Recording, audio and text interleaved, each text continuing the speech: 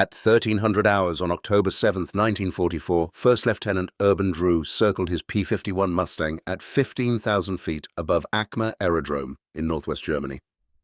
Through the bubble canopy of Detroit Miss, his yellow-nosed fighter, painted in the distinctive markings of the 361st Fighter Group, Drew watched the concrete runway below. His bomber escort mission was complete. The B-17s he'd been protecting were heading home. Standard procedure called for Drew to follow them back to England. But Drew stayed. Something had caught his attention during the bomber run. He'd spotted unusual activity on the ground, long swept-wing aircraft unlike anything he'd seen before. German ground crews moving with urgent purpose. Drew had heard the intelligence briefings. The Luftwaffe had introduced a new weapon. Jet-powered fighters capable of speeds no propeller-driven aircraft could match. The Messerschmitt Me 262 could fly at over 530 miles per hour. Nearly 100 miles per hour faster than Drew's Mustang at full throttle. The tactical problem was simple and terrifying. If a jet pilot wanted to engage you, he could close from any angle faster than you could react. If he wanted to escape, you couldn't catch him. American bomber crews called them blitzes. Streaks of metal that appeared without warning, fired devastating 30mm cannons, and vanished before escort fighters could intervene. In the 5 weeks since the Me 262 entered combat, it had changed the mathematics of air warfare over Europe. Drew maintained his orbit, scanning the airfield. His wingman, Second Lieutenant Robert McCandless, held formation 500 yards to his right. Below them, German ground personnel pushed 2 Me 262s onto the runway. The jets positioned for takeoff. Drew's radio crackled. Other P-51 pilots from his group reporting contacts elsewhere. The sky over Germany that afternoon was crowded with American fighters searching for targets of opportunity. Then Drew saw what he'd been waiting for. The lead id-262 began its takeoff roll. The jet accelerated down the runway, its twin Junkers Jumo 004 engines spooling up. The aircraft lifted off, landing gear retracting, climbing at an angle no propeller fighter could match. A second jet followed, 30 seconds behind. Both aircraft were vulnerable. The Jumo engines needed careful throttle control during the critical first minutes of flight. Too much power, too quickly, could cause compressor stall or flame out. The pilots had to nurse their throttles, accelerating gradually while gaining altitude. Drew made his decision in 2 seconds. He rolled Detroit Miss inverted and pulled into a vertical dive. McCandless followed. The altimeter unwound. 15,000 feet, 12,000, 10,000. The Mustang accelerated past 450 miles per hour. The airframe shuddered. Drew's speed climbed to 500 miles per hour. At this velocity, the P-51's dive performance exceeded what the German jets could achieve while climbing unrestricted throttle settings. If you're enjoying this deep dive into the story, hit the subscribe button and let us know in the comments from where in the world you are watching from today. The lead Me 262 was at 3,000 feet, still climbing, still accelerating. The pilot hadn't seen the American fighters diving from above. Drew closed the distance. 800 yards, 600, 400. He centered the gun sight's illuminated reticle on the jet's fuselage. At 350 yards, Drew pressed the trigger. 6 50-caliber machine guns mounted in the Mustang's wings erupted. 50 rounds per second per gun, 300 rounds per second total. Tracers arced toward the jet. Strikes appeared on the Me 262's wings and fuselage. Pieces of metal tore away. The jet's right engine began trailing smoke.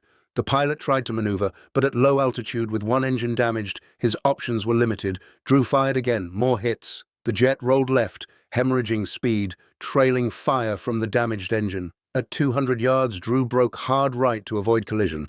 Looking back, he saw the Me 262 crash into a wooded area 400 yards short of the runway. The pilot didn't escape. Drew climbed, searching for McCandless, searching for the second jet. There, the second Me 262 was at 2,000 feet, also climbing, also unaware. Drew positioned for another attack. This pilot was more alert.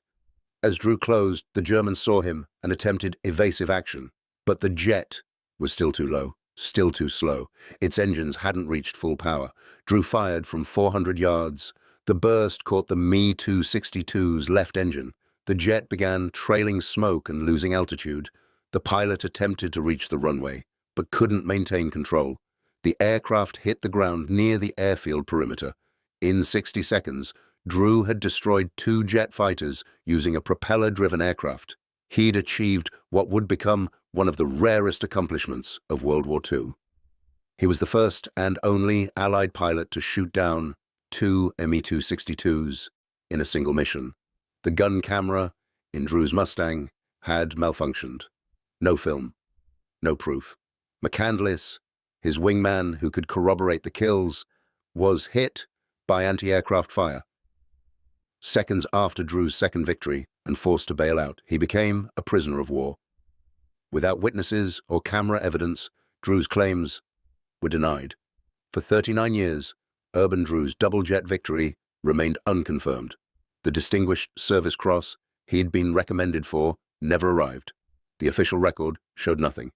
Then, in 1983, an Air Force clerk reviewing old combat reports noticed Drew's original claim. She contacted German Luftwaffe archive custodians who still maintained contact with surviving German pilots. Georg Peter Eder, who'd been scheduled to lead that Me-262 flight on October the 7th, but suffered engine problems before takeoff, provided the missing confirmation.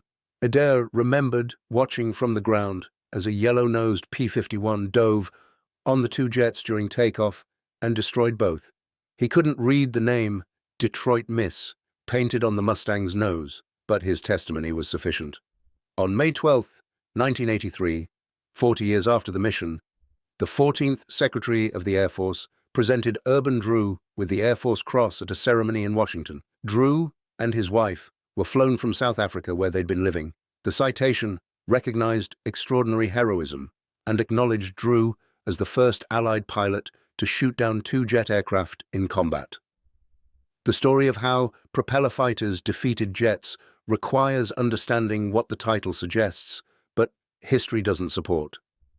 No single P-51 pilot shot down 5 German jets in one mission. That achievement never occurred, but the reality of what did happen reveals something more interesting than the myth. It reveals how American pilots adapted tactics, exploited vulnerabilities, and fought an enemy whose technology should have made them invincible. The Messerschmitt Me 262 represented the future of air combat. First conceptualized in April 1939, the aircraft made its first jet-powered flight on July 18, 1942.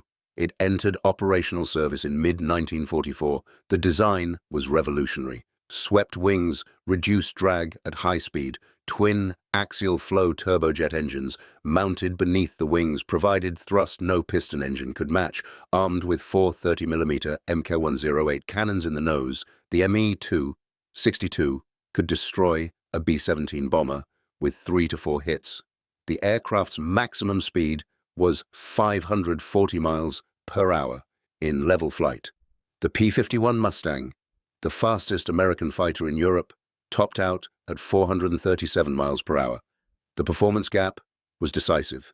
In straight and level flight, the Me-262 could choose when to engage and when to escape. American fighter pilots couldn't force combat. They couldn't pursue effectively. They couldn't protect bombers through superior speed. The Luftwaffe High Command recognized the Me-262's potential to reverse the deteriorating air situation over Germany. By late 1944, American heavy bombers were destroying German industry systematically. 8th Air Force missions routinely put 1,000 B-17s and B-24s over targets deep inside the Reich. German conventional fighters, Messerschmitt Bf-109s and Focke-Wulf FW-190s, suffered catastrophic losses against American P-51 and P-47 escorts.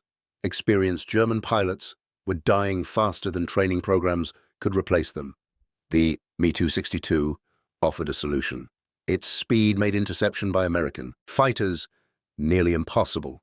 Its heavy armament could break up bomber formations with single passes. Its climb rate allowed it to reach bomber altitudes faster than propeller fighters could respond.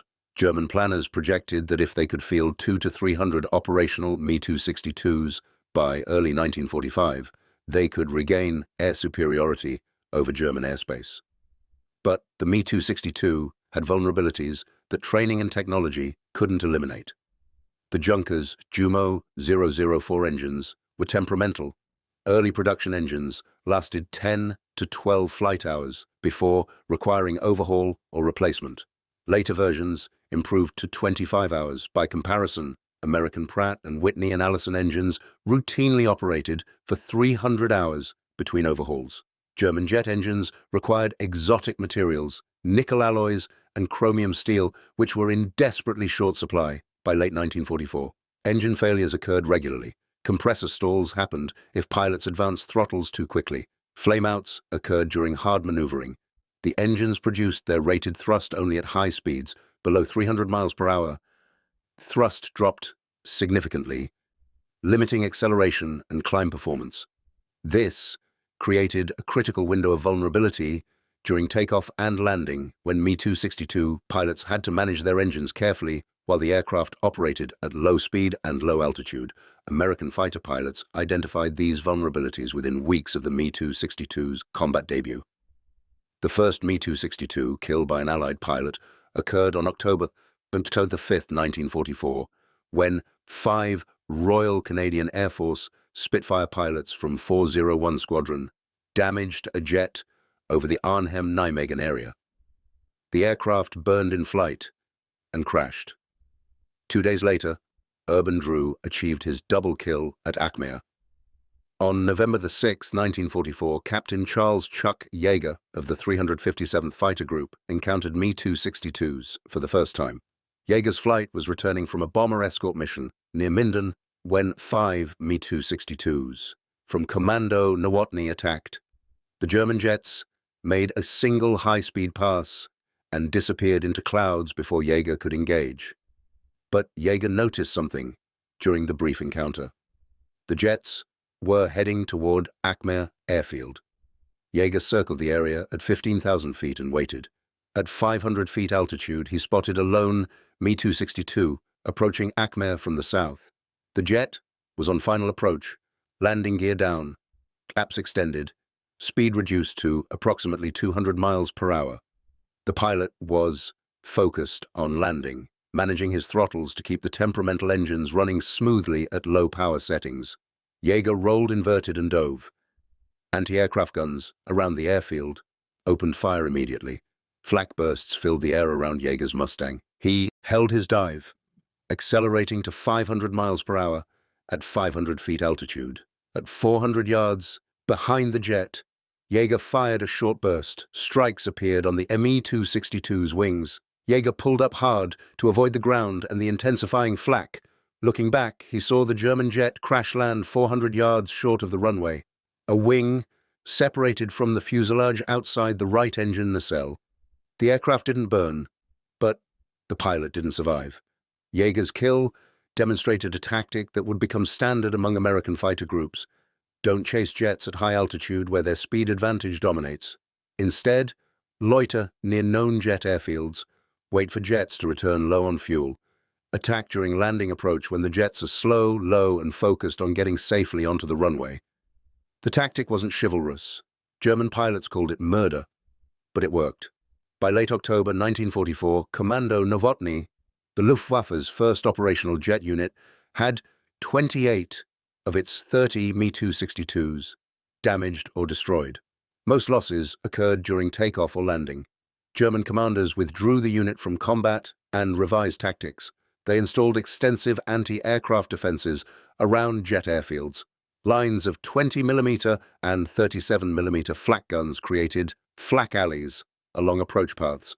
The Luftwaffe also provided top cover during jet operations using their most advanced piston fighters, the Focke-Wulf W-190D Dora, and, later, the Ta-152H high-altitude interceptor.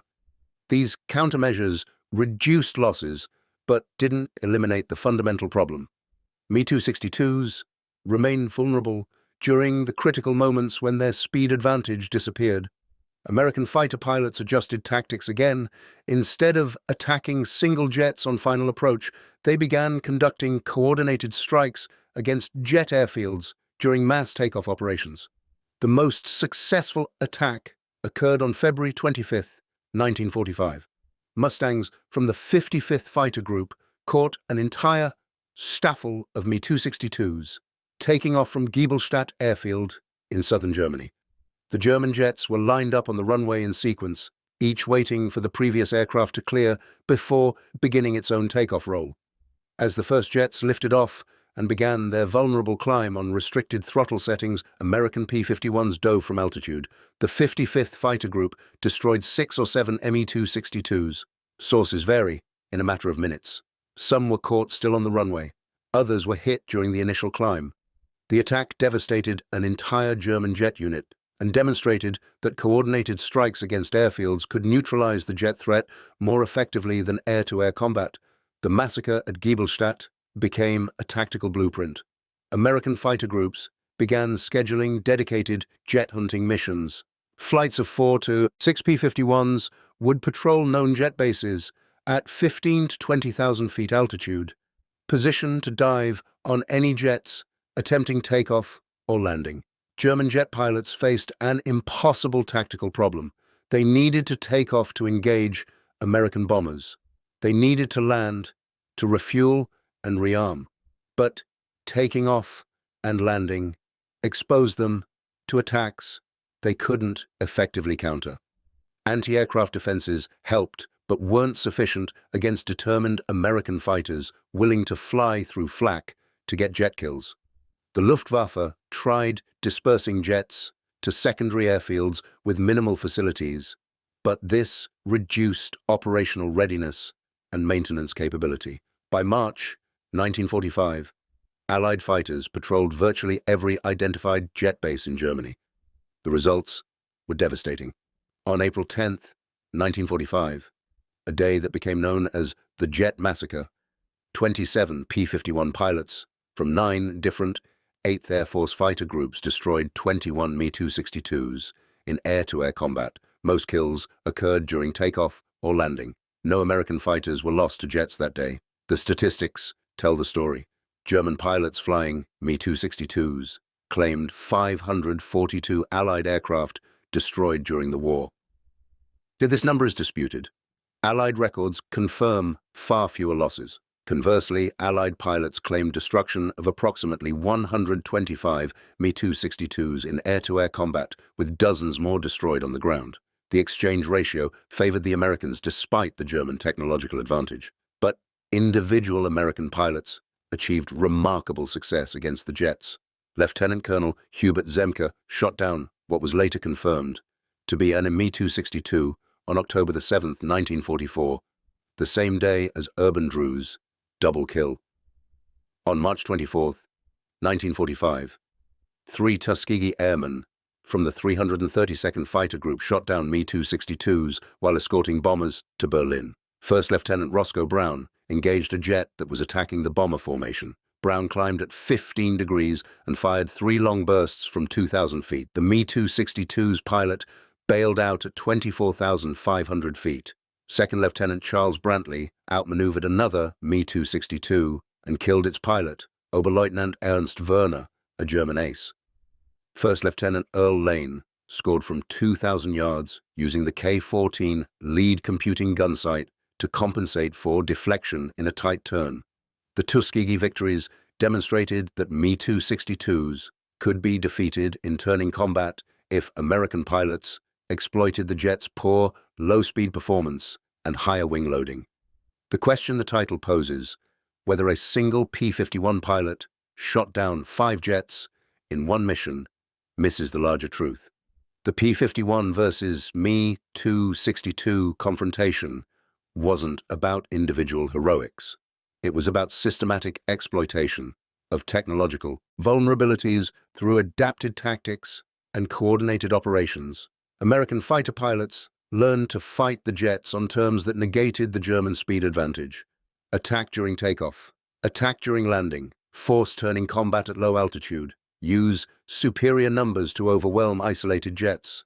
The Me-262 never achieved its potential because Allied pilots, flying aircraft technically inferior in speed and armament, prevented German jets from operating effectively. They hunted jets at their bases. They ambushed them during vulnerable phases of flight. They accepted casualties from anti-aircraft fire to get close enough for killing shots. Erbendru's double victory at Achmer wasn't about superior technology. It was about recognizing vulnerability, seizing opportunity, and executing with precision. The broader lesson extends beyond World War II. Advanced technology provides advantages only if the operating environment allows its use. The Me-262 was faster than any Allied fighter, but speed alone couldn't protect it during takeoff and landing. German engineers couldn't eliminate those vulnerable moments. American pilots exploited them relentlessly. By war's end, Me-262 pilots avoided combat whenever possible.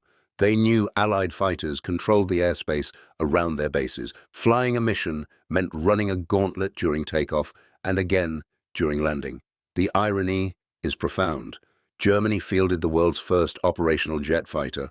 It possessed overwhelming technological superiority in speed and firepower, yet propeller-driven American fighters dominated the jet threat through tactical adaptation.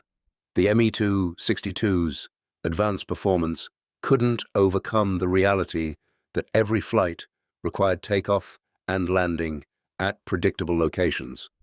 American pilots positioned themselves at those locations and waited. Technology met attrition, innovation met persistence.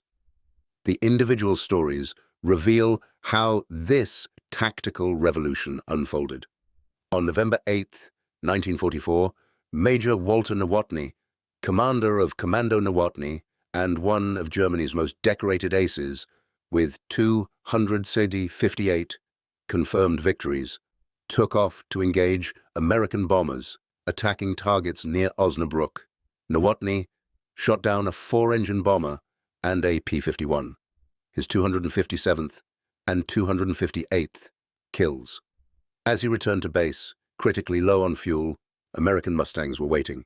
The exact circumstances remain disputed, but First Lieutenant Edward Hayden of the 357th Fighter Group and Captain Ernest Fiebelkorn of the 20th Fighter Group both engaged Nowotny's jet during its approach to Achmer. Nowotny's crackling voice came over the radio reporting his aircraft was hit and on fire.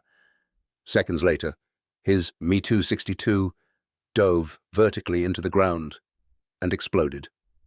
Adolf Galland, witnessing from the ground, watched one of Germany's greatest pilots die, attempting to land a damaged jet while under attack. Nowotny was 23 years old. The death of such a prominent ace demonstrated that experience and skill couldn't overcome the fundamental vulnerability. Even Germany's best pilots died when their jets were caught during landing. The psychological impact on surviving Me-262's pilots was significant. They'd been promised an invincible weapon. Instead, they were flying aircraft that made them targets every time they approached their own airfields. German engineers attempted solutions. They experimented with rocket-assisted takeoff to reduce the vulnerable acceleration phase. They developed emergency procedures for aborting landings if American fighters appeared. They built reinforced aircraft shelters near runways to allow pilots to abandon damaged jets and take cover. Nothing worked. The problem wasn't engineering. It was physics. Jets needed runways. Runways were stationary and identifiable. American fighters knew where they were. By early 1945, German jet production had increased significantly. Factories delivered 91 Me-262s. In September 1944, production climbed to over 200 per month by January 1945. But operational readiness remained low. Of approximately 1,400 Me-262s produced, only about 400 saw combat. The rest sat at factories or depots awaiting engines, or were destroyed on the ground by Allied bombing, or couldn't be flown due to fuel shortages and lack of trained pilots. The trained pilot shortage became critical. Flying the Me-262 required different skills than flying piston-engine fighters. Pilots had to learn jet engine management, understand compressor stall characteristics, master higher approach speeds during landing. Many German pilots received minimal jet training before being assigned to operational units. Some made their first Me-262 flight without an instructor because two-seat trainers were rare. The learning curve was steep, and mistakes were often fatal. American pilots, meanwhile, refined their tactics through combat experience. They learned that Me-262s were most vulnerable in three situations: during takeoff, when engines were at low power and the aircraft was accelerating through its most sluggish performance range; during landing, when pilots had to maintain precise speed control while managing temperamental engines; and during turning combat at low altitude, where the jet's higher wing loading and poor low-speed thrust gave propeller fighters an advantage. The K-14 gun sight, introduced on American fighters in late 1944, improved gunnery against fast-moving targets. The sight calculated lead angle automatically based on target range and angular velocity. Pilots simply placed the illuminated pipper on the target, and the sight computed deflection. This technology helped compensate for the Me-262's speed advantage during those brief moments when American fighters could get firing solutions. If you find this story engaging, please take a moment to subscribe and enable notifications. It helps us continue producing in-depth content like this. The final months of the war saw increasingly desperate German tactics. Jagdverband 44, formed in February 1945 and commanded by Adolf Galland after his dismissal as General of Fighters, assembled some of Germany's most experienced aces. The unit's pilots included Johannes Steinhoff with 176 victories, Gerhard Barkhorn with 301 victories, Günther Lützow with 108 victories, and Heinz Beer with 220 victories. The combined experience of JV-44's pilots exceeded 1,000 confirmed aerial victories. But even elite pilots flying advanced aircraft couldn't change the strategic situation. JV-44 became operational in April 1945, less than a month before Germany's surrender. The unit's base at München-Riem was bombed repeatedly. Fuel shortages limited operations. When JV-44 pilots did engage American formations, they achieved some success, but the overall impact was negligible. The war was already lost. The Me-262's failure wasn't technological. The aircraft worked as designed. In level flight, at high altitude, it was untouchable.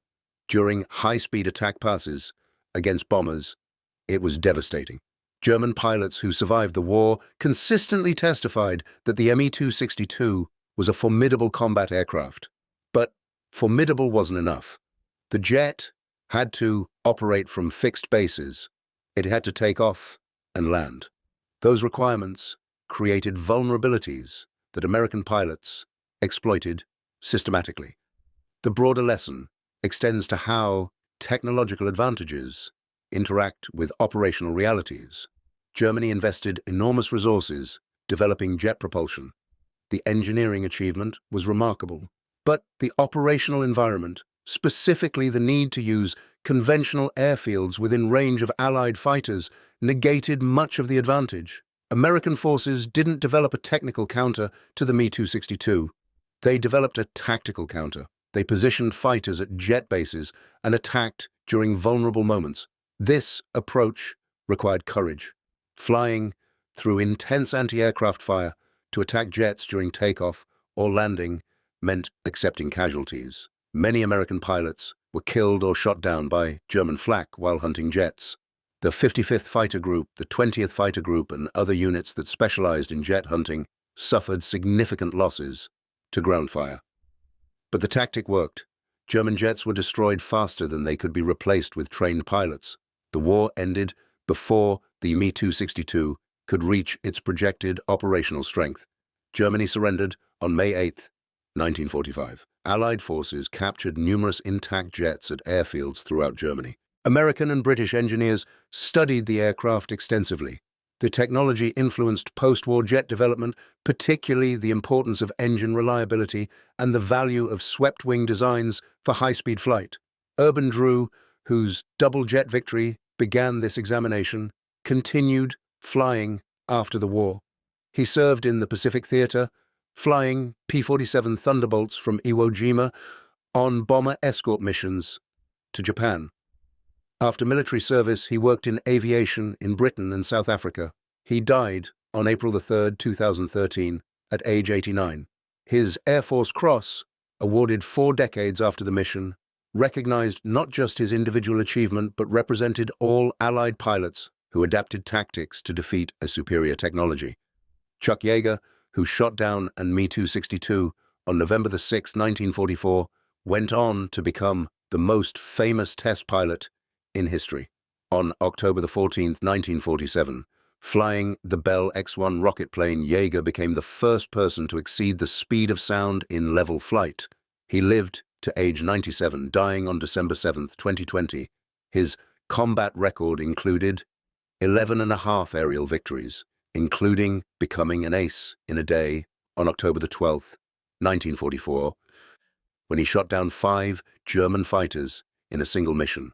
Those 5 victories were Bf-109s, not jets, but they demonstrated the same principle. Success came from exploiting enemy vulnerabilities, not from technical superiority. The title's suggestion that a single pilot shot down 5 jets in one mission captures the imagination but misses the reality. No individual achieved that feat, but collectively, American fighter pilots defeated the jet threat through coordinated tactics, persistent operations, and willingness to accept risk. They proved that technological advantage alone doesn't guarantee victory. The side that adapts most effectively to battlefield conditions usually prevails. The Me-262 represented the future. Jet propulsion would dominate military aviation for the next 80 years and counting, but in World War II, the future arrived too late and in insufficient numbers to change the outcome. More importantly, it arrived into an operational environment where Allied pilots controlled the airspace around German airfields. That control, established through years of attrition combat and industrial superiority, meant that even revolutionary technology couldn't reverse Germany's strategic situation. The lesson resonates across military history. Advanced weapons require supporting infrastructure, trained operators, adequate logistics, and favorable operational conditions. Remove any of these elements, and the advantage disappears. Germany had advanced jet fighters but couldn't protect them during takeoff and landing. The vulnerable moments, measured in minutes per flight, were enough for Allied pilots to systematically destroy jets on terms that negated the speed advantage. Urban Drew's double victory at Achmer on October 7, 1944, symbolizes how propeller fighters defeated jets. Drew didn't outfly the Me-262s. He didn't outmaneuver them. He positioned his Mustang to attack during the brief window when German pilots couldn't use their speed advantage. The tactic was simple, direct, and devastating. It required courage to dive through flak. It required skill to hit fast-moving targets. But, most importantly, it required understanding the enemy's vulnerability and acting decisively. The war in the air over Europe ended with propeller fighters dominating jet fighters. The technological superior aircraft lost to the tactically superior pilots. Speed couldn't overcome the fundamental requirement to operate from known locations. Firepower couldn't protect against attacks during vulnerable flight phases. The Me-262 was a remarkable achievement that arrived into an environment where its advantages couldn't be fully exploited. That's the real story. Not 5 jets in one mission, but hundreds of Allied pilots, adapting tactics, sharing intelligence, coordinating operations, and systematically hunting the most advanced fighters Germany could produce. They turned technological inferiority into tactical victory through persistence, courage, and intelligence. The jets were faster. The propeller pilots were better positioned, better coordinated, and more numerous. In the end, wars aren't won by individual weapons or technologies. They're won by the side that best integrates available resources into effective operations. American fighter pilots flying P-51 Mustangs proved that superior technology can be defeated by superior tactics. The lesson remains relevant. Innovation matters, but adaptation, persistence, and coordinated effort matter more. Thank you for watching. For more detailed historical breakdowns, check out the other videos on your screen now and don't forget to subscribe.